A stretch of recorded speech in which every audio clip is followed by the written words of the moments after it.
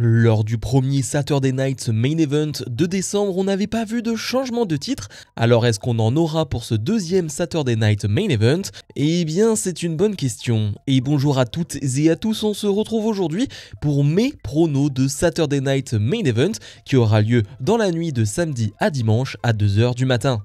Et oui, certains vont être étonnés que je fasse cette vidéo alors que j'avais bien dit que je ne ferais pas de vidéo pronostic concernant Saturday Night Main Event, mais depuis il y a eu des matchs annoncés, il y a eu des choses annoncées qui font que, allez, je vais quand même le regarder et surtout je vais quand même le commenter. Il y a une information qui est très importante et qui joue aussi sur le fait que ce soit plus facile de regarder ce show. Eh bien le show sera regardable en France et en Belgique à 2 h du matin en France sur le YouTube de la WWE. Et ça c'est très bien, vous n'aurez pas besoin de VPN ou d'acheter quoi que ce soit, ce sera gratuit sur le YouTube de la WWE, je le préciserai à plusieurs reprises, mais c'est une très bonne nouvelle, ce qui fait que ma hype est un peu montée, au moins ce n'est pas compliqué pour regarder ce show, même si bon avec un VPN c'était plus simple de mon côté, mais ouais on est sur une hype de 7 sur 10 de mon côté. Alors je m'attends toujours au même type de show qu'on a eu en décembre, c'est-à-dire un house show amélioré, je pense qu'on aura ce même type de show, à voir à quel point les pubs seront différentes ou non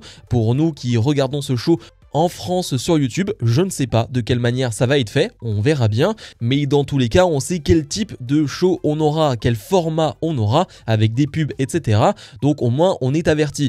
Mais je dois avouer qu'il y a des matchs qui m'intéressent énormément sur cette carte, et bien que sur le papier je n'avais pas forcément envie de faire de vidéos pronostics ou de parler de ce show, ouais il y a quand même 2-3 matchs qui me plaisent beaucoup.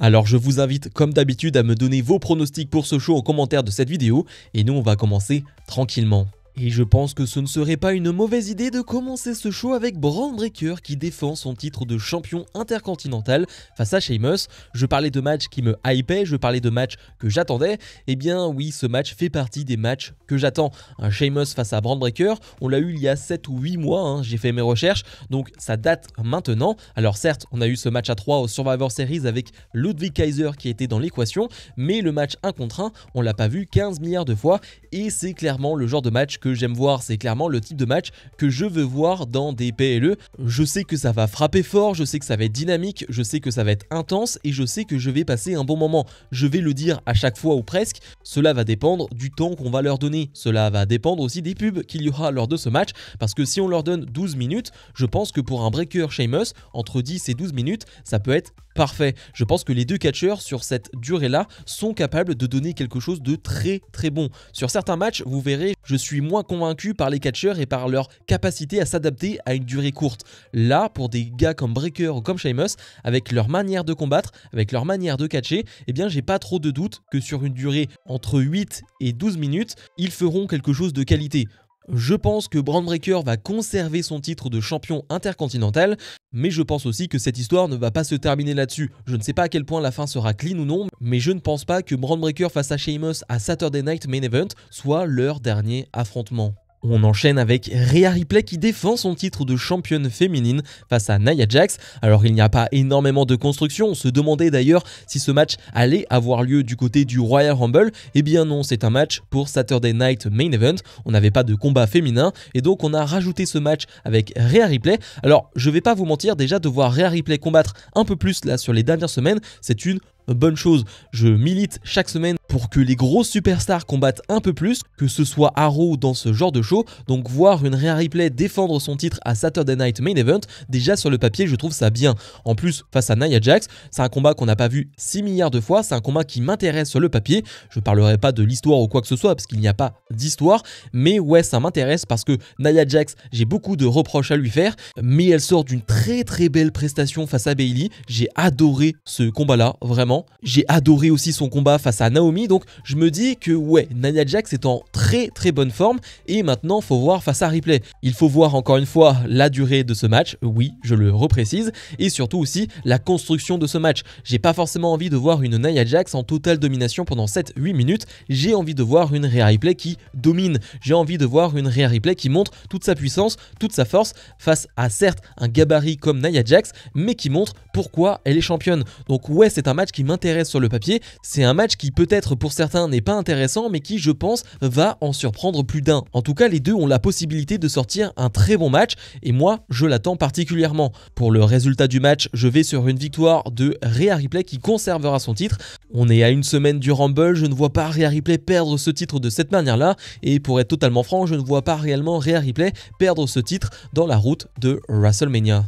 Jacob Fatu fait face à Braun Strowman et en vérité c'est quasiment que pour ce match que je fais cette vidéo. J'abuse un peu mais il est vrai qu'à l'annonce de ce match je me suis dit comment ne pas parler de ce show, comment ne pas parler de ce match alors que c'est un match que j'attends beaucoup. On a un Braun Strowman qui s'est rajouté dans l'équation contre la Bloodline. On a eu LA Knight, on a eu Jimmy Uso. D'ailleurs, c'est possible que pendant le match et après le match, on ait quelque chose avec Jimmy et avec LA Knight. J'en serais pas du tout surpris. Mais ouais, c'est un match que j'attends beaucoup parce que là, on parle de Big Men, on parle de Colosse, on parle de Titan. Et c'est des matchs que j'adore. J'adore Braun Strowman personnellement. J'aime bien Jacob Fatu. Et surtout, j'en attends beaucoup de Jacob Fatu. On a vu la semaine dernière un Jacob Fatu qui, on avait l'impression, a pris le lead ou en tout cas s'est un peu émancipé par rapport à Solo Sikoa. Et bien cette émancipation peut continuer et commencer avec ce match face à Braun Strowman avec une belle performance de sa part. Et je parle tout à l'heure de durée de combat, est-ce que ça peut pénaliser des matchs? Et bien là je pense qu'un match de 7-8 minutes entre les deux, ce serait parfait. On n'a pas besoin d'avoir un match de 15 minutes entre ces deux colosses. Si tu me mets 7-8 minutes d'une intensité folle, d'une rapidité, d'une violence assez dingue, eh bien je peux prendre du plaisir et j'ai pas besoin d'avoir 10 minutes de combat. Vraiment pas. Et là encore une fois, je doute pas trop des deux superstars. Il va falloir voir quand même à quel point Braun Strowman est revenu. On sait qu'il a été malade, il a perdu pas mal de poids sur les dernières semaines. Donc à quel point il va être en forme ou non. Mais normalement, un Braun Strowman en forme, il est capable de sortir une très belle performance face à quelqu'un comme Jacob Fatu. Et Jacob Fatu, comme je l'ai dit, eh bien il est temps de montrer qui il est réellement. Il est temps de montrer que ouais, en solo, c'est pas n'importe qui et qu'il va falloir compter sur lui. Donc ouais, c'est un match que j'attends beaucoup. Pour le résultat du match, je vais sur une victoire de Jacob Fatu et comme je l'ai dit, je ne serais pas étonné que ça se joue avec des interventions de la Bloodline et que finalement tout ça parte en cacahuète après le match avec un chaos général avec du LA Knight, du Jimmy Uso et la Bloodline. Et avant le match que j'imagine en main event, eh bien je mettrai bien la signature de contrat entre Cody Rhodes et Kevin Owens pour leur match du Royal Rumble. Alors c'est une signature de contrat qui semble assez basique, sauf qu'en vérité, eh bien pas vraiment, parce que celui qui va animer cette signature de contrat, c'est le légendaire Shawn Michaels. Et ça, on peut se dire que ce n'est pas anodin. Alors c'est intéressant parce que les deux sont en bagarre continue depuis des semaines, et là ils vont enfin se poser pour parler. On imagine qu'il va y avoir des clauses pour que les deux, eh bien, n'ait pas le droit de se combattre. Du coup, ça peut être intéressant d'avoir une dernière discussion, une dernière promo entre les deux. On pense que les deux se sont tout dit, mais là, vu ce qu'il s'est passé récemment, les énormes brawls, on peut se dire qu'une dernière promo, des derniers mots, ça peut être vraiment cool. Et comme je l'ai dit, il va falloir voir à quel point Shawn Michaels va être impliqué ou non dans cette promo. Moi, j'espère que oui. J'espère que ce n'est pas simplement parce que c'est Saturday Night Main Event et qu'il va simplement être là pour dire ok, on a une légende lors de ce show et qu'il va simplement faire les présentations et sans plus. J'espère vraiment qu'il va avoir un rôle à jouer. Alors je ne sais pas s'il va pouvoir prendre un bump, je ne sais pas s'il va pouvoir prendre des coups, je n'en sais rien, je ne sais pas du tout. Et une partie de moi me dit que ce serait pas bien et une partie de moi me dit que ce serait vraiment très cool de voir un KO qui porte un super kick à Shawn Michaels, un stunner à Shawn Michaels, quelque chose de peu dangereux en tout cas à vendre, pas par exemple un pile driver ou quoi que ce soit, mais je me dis que Kevin Owens et Cody Rhodes ne vont pas forcément combattre, je ne vois pas une brawl entre les deux, mais possiblement un KO qui met KO justement Shawn Michaels. Et ça, pour terminer le segment, ce serait bien choquant, bien marquant. Et dans le main event, Gunther défend son titre de champion du monde poids lourd face à Jey Uso. Et clairement, j'ai des doutes sur ce combat, je ne vais pas vous mentir. Autant les promos entre les deux ont été assez corrects. Et honnêtement, si c'était pas Saturday Night Main Event, je pense que la hype pour ce match serait un peu plus haute. Oui, clairement. Mais je suis très partagé comme d'habitude avec Jey Uso.